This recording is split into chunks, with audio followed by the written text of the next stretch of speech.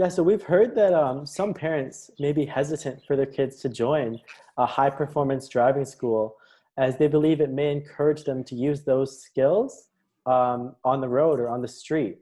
I wanted to know your thoughts on this as people who own the high performance driving school like yourself. Yeah, absolutely. Yeah, so that's a common thing I've heard all through my career. And, I understand where the point of view comes from because you're thinking, hey, I have some unruly teenager who wants to go out there and, rip around the street. So why on earth now would I equip him with more skills and abilities to do so? Mm-hmm. So I understand their point of view on that. However, we found that what tends to happen with performance driving is, you come out, you take the course, obviously right off the bat, you understand, first of all, that you can't push your car to its limits on the street. Like the street just won't let you. We talked about all the variables why. Mm-hmm. You think you can until you go to a racetrack and then you truly understand what a car can actually do. So there's that element right off the bat. It takes some of the fun out of the street racing. Two is that, again, a little bit of education can go a long way. And I think we all know that's kind of the case for pretty much any topic, really. So driving is the same thing. Like I said, you don't know what you don't know until you come take even the intro course. It's amazing, right? Like I said, we've had tons of people come through and just go, wow, like mind blown. I didn't understand there was this much to driving. And this is the intro course, not even anything past that. So a lot of times kids come in, they get the education, they get the knowledge, and it does quite drastically change their perspective on it, right? The other thing is too, is you find that, and this almost sounds counterintuitive, but they actually become more confident drivers in doing so. And, when you have that confidence, you don't have to race and show off anymore in the street. I don't have to prove to you that I'm faster or that I'm better somehow. You go, I've been to the racetrack, I've won trophies. I don't have to drag race the guy in the street. I was driving my sports car the other day in the street, for example. A guy in a brand new CA Corvette pulls up beside me.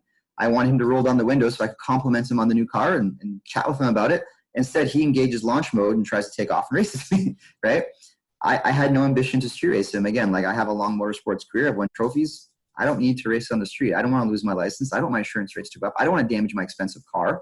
So you know what? Like once you have that confidence, you really, really lose the ambition to rip it around the street.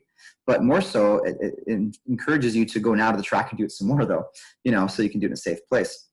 So that's kind of, like I said, in a nutshell. I could go on and on about but from my experience, that's definitely some of the things that I've noticed. You find if you do give them some education, you put them in a good course like this one, it does have a drastic effect, and you will see 9 times out of 10, they just don't want to street race anymore. And we've seen that time and time and time again. So we're talking from experience here. But there is a switch that literally flips.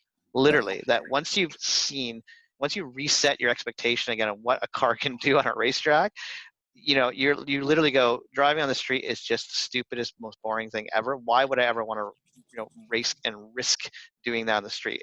It's just point A to point B transportation at that point, right? And an interesting analogy with that too, though, I kind of wanted to throw in, me and Jay have talked about this many times, is you talk about, okay, if they're more armed with better driving knowledge, will be more dangerous in the street. The same way I think about that is like martial arts, right? I actually have had a long career in martial arts and teaching martial arts and competed in martial arts, things like that.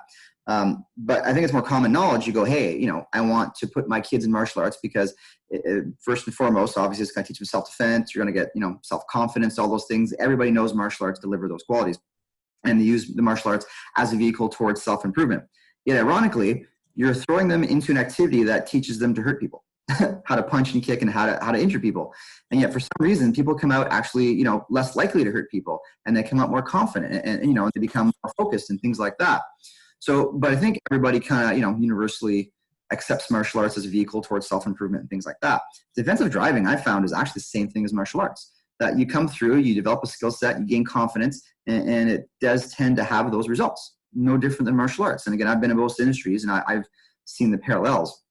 So I think that's kind of the simple way I like to put it, is it's no different than that. Driving is just a vehicle towards self-improvement, if delivered the right way with the right curriculum, of course, but nonetheless, that's kind of what it is.